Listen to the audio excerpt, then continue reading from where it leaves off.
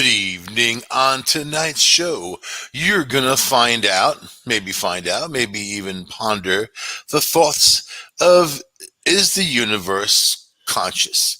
And what does it mean to be conscious? What does it mean to have that life force? What we say, hey, are you conscious? Are you, is the universe conscious? But some scientists believe that the universe is. Uh, so there's theories out there that the universe is like a gigantic, widely dispersed human brain. If you look at the human brain, you can see all the electronic impulses going on, all the little flashes, all the little things that make us what we are. Basically, it's like a computer. It's like a biological computer, right? You can look at it like that. So scientists have long questioned how consciousness and science mix. It's one thing that when they're talking about now, especially artificial intelligence, and you know what rights that these artificial intelligent beings that we're creating are going to have. And some people believe they shouldn't have rights unless they have some kind of consciousness about them, right? Or conscious, they're alive. What does it mean to be alive? So two mathematicians with not a lot to do have turned one theory into a crunchable math model. So if you know me, you know that I love my numbers. Numbers, numbers, numbers. Numbers don't lie unless the people giving you the numbers are lying. Numbers will tell you what you need to know. Mathematical equations will tell you what direction you need to go in. Just like going back in time, there's no mathematical blockades to stop that from happening. So think about that while we're talking about this, right? So, in upcoming research, scientists will attempt to show the universe has consciousness. Yet, really, no matter the outcome, we'll soon learn more about what it means to be conscious and which objects around us might have a mind of their own. So, the microwave oven, looking at you, a little weird man. Oh, I have a smart microwave oven, man. You know what I mean? People do that. I have a smart TV. Ooh, you see what goes on in Texas when all those energy companies told people to raise their thermostats to 78? And they had the Nest thermostat all tied into their Google and everything, man. And these companies raised their thermostats, not the people, the companies. And they said they have a legal right to do it.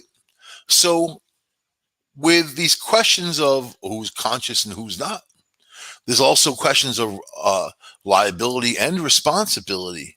And also, do you want your microwave oven to watch you, to report back? I had bought one of those iRobot vacuum cleaners, right? And it has an app. So then the app, you have to give it all the permissions and basically sign your life away. The app, the robot vacuum app wanted access to my telephone and text records, man. Really? The robot vacuum cleaner wants to know who I'm calling and texting and what I'm saying to people. No, the company wants access to all my records so they can dive in and data mine and do what they want to do with it, right? And of course, I didn't sign that thing up. Of course, I didn't use the stupid thing. So I had an AI robot that I just functioned without the app. So it wasn't as smart as it could have been, but it definitely functioned. So, but the bottom line is they want you to tie yourself in to this intricate system, right? And it's much like a brain, much like being tied in. Look at the internet. Look how it connects to who it's connected to. People in their social media. People can't even separate themselves from their phones. They got in their hand. They used to carry their pocket. Most people carry their hands now. They walk around. It's something that because humans love to be distracted and also addicted. So you have the best of all worlds. The cell phone was designed specifically to capture people, and it is what it did, right? So anyway, here we go. The basic definition of consciousness. intentionally leaves a lot of questions unanswered. It's the normal mental condition of the waking state of humans, characterized by the experience of perceptions, thoughts, feelings, awareness of the external world, and often in humans, but not necessarily in other animals, self awareness. You are aware of yourself. So, of course, cats are aware of themselves. You know, they lick their little paws, they eat their little num nums, they do their little thing, torture some mice or something while they're at it, right? Dogs are aware of themselves. They know that they like to sniff butts. They know that they like to sniff the same butt for, I don't know, forever, as long as they can sniff it. That's dogs. So you think that all animals aren't kind of self-aware? I think if they're out there trying to survive, they're definitely aware of themselves, or fighting for survival. They're aware of themselves. Then we can get even into viruses and things like that. What's aware, if you want to talk about aware? But thoughts, feelings, awareness of the external world, I don't know. That's a very interesting thing around spirit, on what's a spirit, right? So they're leaving spirit out of this because these are scientists that don't function in a spiritual world. And until they do, they're not going to know a lot of things that they should be knowing, the work that they're doing. I think that you have to you know include outside the box ideas into your theories and into the future of what you do if you're in science, right? Or you're just some closed off person working on your math, your little equations, and then never really experiencing these true experiments and or the evolvement of them, right? Anyway, however, one loophole of this knowledge gap is that we can't exhaustively say other organisms and even inanimate objects don't have a consciousness. Humans relate to animals and can imagine, say, dogs and cats have some amount of consciousness because we see their facial expressions and how they appear to make decisions. And blah, blah, blah. And I just mentioned that, right? I jumped the gun. Sorry. But just because we don't relate to rocks, the ocean, or the night sky, and speak for yourself, because I certainly do, that isn't the same as proving those things don't have a consciousness, right? This is where the philosophical stance called panpsychism comes into play. All right. Let's see.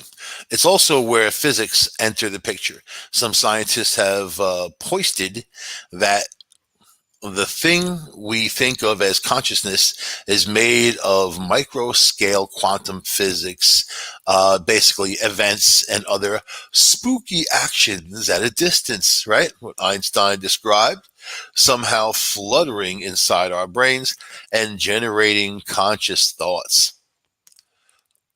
I have done a show not long ago on unreality, or is reality real, and questioning reality itself, right? Or are you making up reality as you go along, and everything that you experience is something that you created? So the free will conundrum. One of the leading minds in physics, 2020 Nobel laureate and black hole pioneer Roger Penrose, has written extensively about quantum mechanics as a suspected vehicle of consciousness. In 1989, he wrote a book called The Emperor's New Mind, in which he claimed that the human consciousness is a non-algorithmic and a product of quantum effects. Now, if that's true, and in my paranormal investigations, I've come upon the whole quantum tunneling and thinking about how beings, spirits, whatever, what you want, can move around from one place to another. And now we as humans are starting to get into the quantum tunneling and use it and do experiments at this very early stage of development as beings, right? So, okay, let's quickly break down the statements that have been made. What does it mean for human consciousness to be algorithmic? An algorithm is simply a series of predictable steps to reach an outcome. And in the study of philosophy, this idea plays a big part in questions about free will versus determination, right? Or determinism. So let's say you live in a block universe and everything has already happened. There are no choices that you're going to make that aren't understood and known already because they've already been made. And you may think you have free will because you're making these choices, but you don't know because you can only make the one choice, you know? Or you say, oh, I should have done this, or I could have done that, or I should order the meatball parm instead of the eggplant, yeah, whatever. You think that something better would happen from that choice. Anyway, all that stuff would be predetermined. And you're not writing your own history. You're just living it like watching a movie, right? You being stuck, basically. So are our brains simply cranking out math-like processes that can be telescoped in advance? Or is something wild happening that allows us true free will, meaning the ability to make meaningful, different decisions that affect our lives? So, within philosophy itself, the study of free will dates back to centuries, least centuries, but the overlap with physics is much newer. And what Penrose claimed in The Emperor's New Mind is that consciousness isn't strictly causal because of the tiniest level. It's a product of unpredictable quantum phenomena and that they don't conform to classic physics. So, of course, the micro world of physics does the complete opposite from the macro world of physics. You know, I have a supposition that there's also a mega world of physics that is opposite from the world that we're in, and then so on and so on, and also smaller than micro, right? So, but in quantum tunneling, this is where they're able to move particles many miles from one place to another instantaneously, and those particles react together when they're moved. When they twist one, the other one turns the other's opposite direction. They interact together. There is a connection between the two particles. There's a connection from miles and miles and miles apart. So what does that tell you? It tells you that we don't know anything about science, nothing. And the people that say that they do are lying, or they're using their own, well, it could be this, it could be that, or, oh, when people quote Stephen Hawking, I really hate it. I hate it. You know why I hate it? And I'm not going to knock the guy because of all he had went through, and he's dead. But I don't think he was anything really. And he had basically continued other people's work in theory. In theory, so you can hang out with a bunch of potheads looking at the sky and stars and hear tons of theory. You hear truckloads of theory. You know, what does that mean? I mean, listen to what the guy said. Much of it was, doom and gloom for mankind. But I think also because of his physical condition and what he was suffering through, I think that took a toll on him, which, the information he was coming out with, it was slanted, right? Anyway, I don't get into individuals and rock stars and whatever of physics and science. I get into people who have an understanding for the true meaning of scientific research and not conforming to systems or ideas, but thinking outside the box. Right? That's what this show is all about. Anyway, so here we go. Right. So all this background information, right? You're understanding, okay, where physics come together with consciousness and who's alive or who's not alive and what's considered alive. I remember this movie. I hate comparing the movies, man, but this robot got struck by lightning and became alive, and they were trying to prove the whole movie if he's alive or what does it mean to be alive and that type of thing, right? I feel that about a lot of people. Are they alive? What kind of level are they existing on? Come on, you know who I'm talking about out there. People, wondering. All right, so here we go. You ready? In physics, scientists could learn key things from a study of consciousness as a quantum effect. This is where we rejoin today's researchers like Johannes Kleiner, the mathematician and theoretical physicist at the Munich Center for Mathematical Philosophy, and Sean Tull, mathematician at the University of Oxford. Have you ever met mathematicians? My math teacher in high school was named Mr. Book. I was already about 6'4", I think, at that point, man, and he was like 5 foot, and I think he just hated me because of my height. I didn't equate. I don't know. You know what? It may sound funny. You're one of the people that have a thing, like short little dudes who have a thing. Why do you think those short little guys go out and buy those big pickup trucks, man, with the tall tires? You know why? You know why?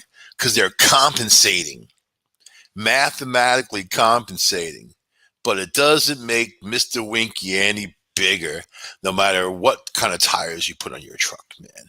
So anyway, these people automatically, if I get the wind that you don't like me, I'm going to start provoking you with humor, and it's my natural defense. That's exactly what natural, not even a defense. Let's call it a melting of atmospheres. Trying to bond something so something else doesn't explode at some point. So, and then mathematicians are very angry, irritated people. They are people you can make them mad about anything, and all you gotta do is talk to them for 3 seconds to know because they wear all of their angst and all of their crap emotions. Not just mathematicians, but people who have issues wear it all on their sleeve. You only have to talk to them for a few seconds to know what the hell they're all about, and then once you have enough ammunition, woohoo, you're in that world. You're in that world. So anyway, this reminds me of him. Upset and angry. Kleiner and Tull are following Penrose's example in both his 1989 book and a 2004 paper where he detailed his belief that our brains microprocesses can be used to model things about the whole universe. The resulting theory is called Integrated Information Theory, IIT, right? Sounds a lot like the internet, doesn't it? And it's an abstract, highly mathematical form of the philosophy we've been reviewing. So let me cut in. Your computer has applications that it runs. It's got functions. It starts, it goes to sleep, it does all kinds of stuff, right? It has all these different files in a certain order. Obviously, there's an order to everything, because if there wasn't, it would just be a blurt all over your screen, but you have separate files, and most people know what's in their files and what's there and what's there, whatever. People are much the same way. We are separate machines. We have our separate files. We are much stronger than computers in many ways. Maybe not as information rich, but then we use these computers for that. Some people use them too much, and if they can't think of something, they look it up, or they Google it, and people are becoming dumber because of that. If I can't remember something straight away, I don't look it up. I trigger my brain into remembering it, and that's really a good exercise to do. It's a good mental exercise. But I'm not going to knock computers because it's a wealth of information, as long as you're getting information from legitimate sources. But a wealth of information. There's no other way to go, when it comes to, access There are people all over the world now that have access to these materials that they never did before. And this is recent. All this is recent. People being able to read ideas on what's out there in the world, other people and how they're living and that type of thing, a sharing of communities and worlds, right? All of that. So imagine a consciousness of all of that, all of these individuals coming together, moving one specific direction, right? So in IIT, consciousness is everywhere, but it accumulates in places where it's needed to help glue together different related systems. This means the human body is jam packed with a ton of systems that must interrelate, right? So there's a lot of consciousness, you know, or phi, as the quantity is known in the IIT, that can be calculated.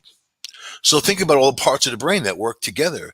For example, to form a picture, right? When you see something and everything that has to happen to get to that point of your perception, you know. So the revolutionary thing in IIT isn't related to the human brain, though. Its consciousness isn't biological at all, but rather is simply this value phi that can be calculated if you know a lot about the complexity of what you are studying. So in your brain, if your brain has, uh, you know, almost countless interrelated systems, then the entire universe must have virtually infinite ones, right? And if that's where consciousness accumulates, then the universe must have a lot of phi. So you're basically coming up with a reasoning of awareness and saying, if the human brain can do this, then we've got this over here that's much larger and more complex, right? Integrated. So the theory consists of a very complicated algorithm that, when applied to a detailed mathematical description of a physical system, it provides information about whether the system is conscious or not, and what is conscious of. So if there is an isolated pair of particles floating around somewhere in space, they will have some rudimentary form of consciousness if they interact in the correct way. So Kleiner and Tull are working on turning IIT into this complex mathematical algorithm, right? Setting down the standards that can be used to examine how conscious things operate. So think about the classic philosophical comment, I think before there I am, right? Well, I think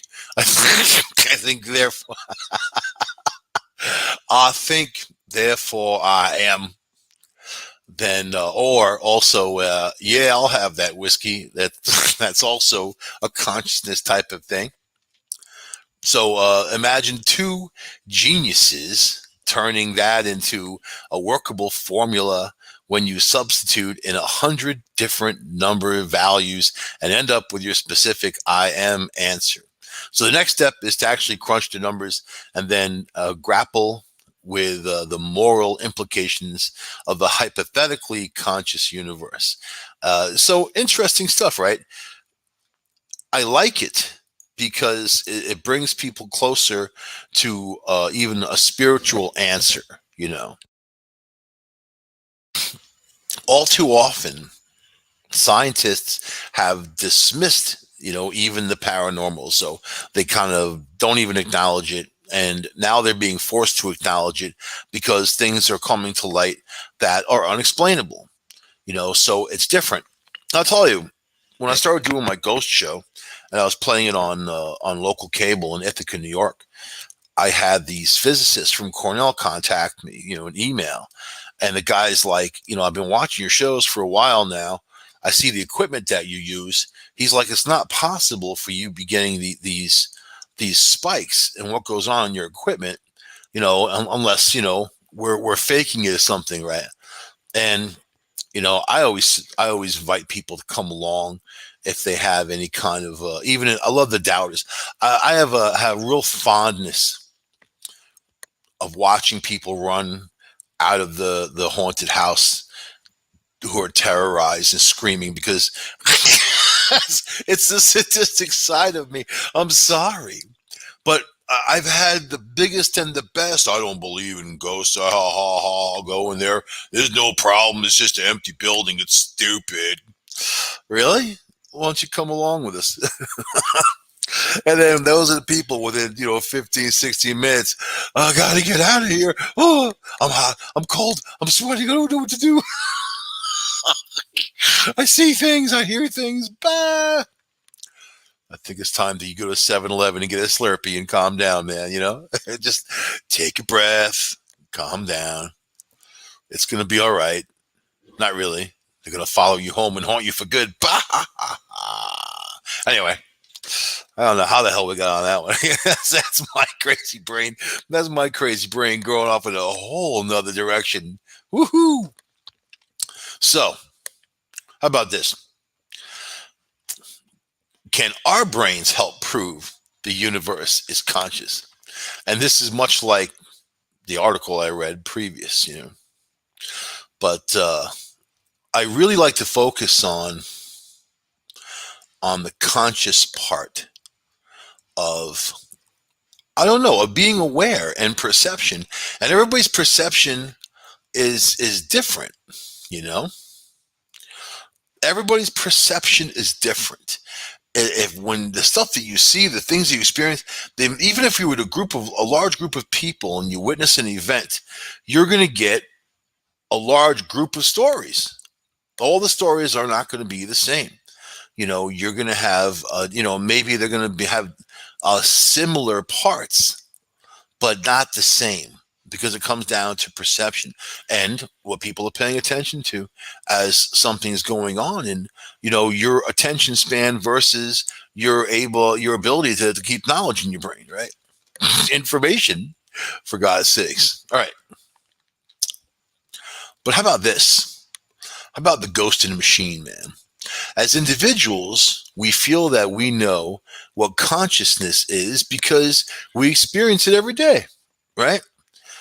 It's that intimate sense of personal awareness we carry around with us and the accompanying feeling of ownership and control over our thoughts, emotions, and memories. So then you have to come into all kinds of questions.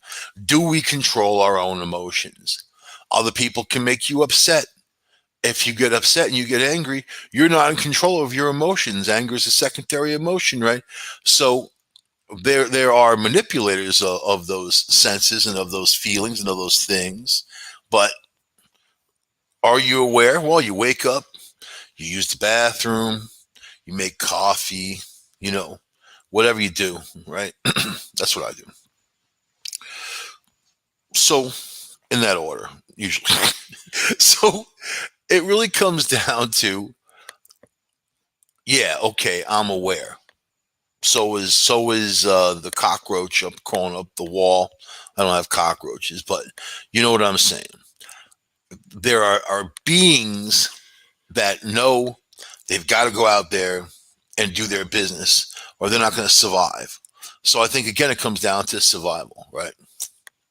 So science has not yet reached a consensus, though, on the nature of consciousness, which has really important implications about the belief in free will and our approach to the study of the human mind. So beliefs about consciousness can be roughly divided into these two camps. There are those who believe consciousness is like a ghost in the machine in our brains, meriting special attention and study in its own right. And there are those, who challenge this, pointing out that we can call consciousness is just another output generated backstage by our efficient neural machinery. So do you think this neural machinery came about by accident? Do you think that creatures would evolve with brains like this just from, even if it's 1,000,000 years of evolution? What would the reasoning be?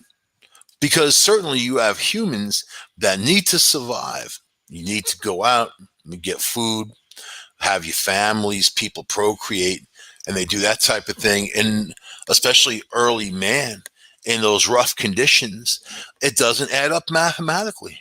You know, you're talking about an extraordinary chance that this life, a human being, is going to exist and survive.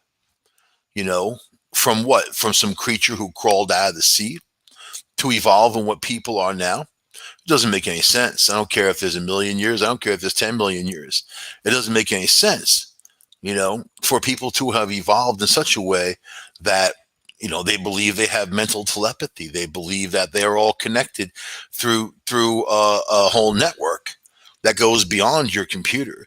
But the computer is a good, it's a good analogy of what people are, you know, good analogy, right? So, but in the past 30 years, neuroscientific research has been gradually moving away from the first camp about the ghost in the machine, right? Using research in cognitive neuropsychology and hypnosis. They have their recent paper, which argued in favor of the latter position, that people and their perception and everything that you are is truly within this neural network, right? Even though this seems to undermine the compelling sense of authorship that we have over our own consciousness, because people don't want to believe it. That's simple, right? In fact, people have a whole belief system that's separate from a brain. They believe in God. They believe in angels. They believe in all kinds of prayer, praying. Gonna pray to God. God is one individual who's out there and, watching over everybody, listening to everybody, doing all this other stuff, right? But in the same sense is pain and suffering and terrible things that happen every second on this earth to somebody, to some creature, to something, right? There's great suffering on this planet. So, when you throw the God in there and it's a loving God, well, why would some loving God want all of his creations to suffer? Well, that's pretty nasty. You know what I mean? So when it comes to science, you try to divide these things, right? But you can explain a lot that religion has to say with technology, and technology that we don't even have yet, And I think that we can look at the roots of every creature on this planet and look at the roots of the DNA and understand that it only has four elements: A, C, T, and G. And with those four, you can create any code you want to create genes, whatever you want. And if you had sophisticated enough equipment, you can create whatever you wanted just by basically typing it up, So, all right. Is consciousness special, right? You think you're special? Yeah? Your mom told you you're special growing up. Our experience of consciousness places us firmly in the driver's seat with a sense that we're in control of our psychological world. But seen from an objective perspective, it's not all clear that this is how consciousness functions. And there's still much debate about the fundamental nature of consciousness itself. And it's also taken into account we are not in control of our world. We are limited in our choices. We are a limited species. We need to breathe the air, drink the water, and eat the food, or we die. So, we are also limited. When it comes to where we can go, we can't even go to the depths of our oceans. We can't even go to parts of the South Pole, North Pole, because it's inaccessible. We can't even go into space. We're limited, right? Limited. So. All right, so here we go. One reason for this, the consciousness itself in the debate, is that many scientists have adopted a dualist position over the nature of consciousness. Dualism is a philosophical view that draws a distinction between the mind and the body, even though consciousness is generated by the brain, a part of the body. Dualism claims that the mind is distinct from our physical features and that consciousness cannot be understood through the study of the physical brain itself. And in speaking of the brain, do you know that your heart has its own brain? The heart has its own neural network that functions very much the same way the brain does, you know? And you know how smart your body is when it comes to nutrients and how it moves things around, and your genes, and then how things are made up, where your brain knows exactly where or what nutrients go to your brain and your heart and whatever. I mean, it's an amazing system, what a human body is and what it does, right? So, all right, so it's easy to see why we believe this to be the case, while every other process in the human body ticks and pulses away with our oversight. There is something uniquely transcendental about our experience of consciousness. It's no surprise that we've treated consciousness as something special, distinct from the automatic systems that keep us breathing and digesting. They want to say it, but they can't, because they're scientists, and scientists of yore, back in the day, were also spiritual, and they tried bringing those two aspects together, and then they went separate ways. They were mocked and not accepted as real scientists, which is funny, because you don't have one without the other, obviously. Anyway, a growing body of evidence from a field of cognitive neuroscience, which studies biological processes underpinning cognition, challenges this view. Such studies draw attention to the fact that many psychological functions are generated and carried out entirely outside of our subjective awareness by a range of fast, efficient, non-conscious brain systems. How complicated is that? Imagine assembling something like that, right? Imagine you are the creator and you're assembling this kind of brain system so you can function, right? Tell me it just happened by accident. So consider, for example, how effortlessly we regain consciousness each morning after losing it the night before, or how with no deliberate effort we instantly recognize the understand shapes, colors, patterns, and faces we encounter. But see, because you're sleeping, does that mean you're not conscious? I mean, yeah, you could say it's unconscious, but is there really such a thing if you are conscious? Think about that. So consider that we don't actually experience how our own perceptions are created, or how thoughts and sentences are produced, or how we recall our memories, or how we control our muscles to walk, or our tongues to talk, or, simply put, basically, we don't generate or control our thoughts, feelings, actions. We just seem to become aware of them, which obviously, if you're going to choose, hey, I've got to go to this place and get a coffee, whatever, and you're choosing how many sugars you want in there, and you want what kind of milk you want, or if you don't want milk, right, some oat milk or something like that, that you're not making your own decisions, that you're just functioning, and you're aware of the functioning without having any kind of understanding of what you're doing. Or you do understand what you're doing, but you have no control over what you're doing, right? So a recent paper argues that consciousness involves no separate, independent psychological process distinct from the brain itself, just as there's no additional function to digestion that exists separately from physical workings of the gut. But you see, the system is input, process, output. The system understands about digestion. You don't have to do too much. Eat the right stuff, maybe. Maybe there's things you don't want to mix together, upset your stomach. Chinese food and Mexican food, probably not a good idea. But people do, Sushi and pizza, maybe. But people make their own choices, which brings you to a bathroom, right? But does your body need to think, okay, how am I going to digest this food? Where am I going to put the nutrients? I just talked about the whole railway of nutrients, right? And how smart the body is, aside from you. It's not you making these decisions. It's not you telling yourself to breathe. It's an automatic function. It's something that is in your system. It's in your brain. It is you but you're not causing it to happen. You can control your own breathing. You know, if you stop breathing, you know what happens there, right? But you breathe all night long. You breathe all day long. It's a function that your body tells you to. So, all right.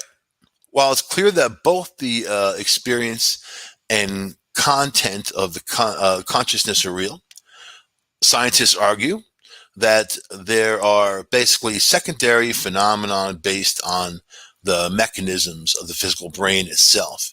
In other words, our subjective experience of consciousness is real, but the functions of control and ownership we attribute to that experience is not. So when they wrote that, was that real for them? Or was it their bodies who just decided to do it and they're on for the ride? Right? That's why I don't like boats. Future study of the brain. Right. Our position is neither obvious nor intuitive, but we contend that continuing to place consciousness in the driver's seat above and beyond the physical workings of the brain and attributing cognitive functions to it risks confusion and delaying a better understanding to human psychology and behavior. No, it doesn't. It just knocks back their theory, right? Because these guys firmly don't believe in spiritualness. They don't believe in that consciousness is actually spirit, or it's anything else but just a neurological system, the workings of the brain and how you perceive things, right? To better align psychology with the rest of the natural sciences, and to be consistent with how we understand and study processes like digestion and respiration, we favor a perspective change. We should redirect our efforts to studying the non-conscious brain and not the functions previously attributed to conscious. So isn't it funny that, here these guys are very obvious for psychologists and psychiatrists trying to make their case. They're not very smart. They're very obvious that they want to just shut down the other research because they don't believe in it. They don't believe it's real and whatever. What's wrong with people doing research in that area and these guys doing research in this area? What's wrong with it? Because they think that the other stuff shouldn't exist because it mocks what they're doing. They think what they're doing is right and that's the only answer.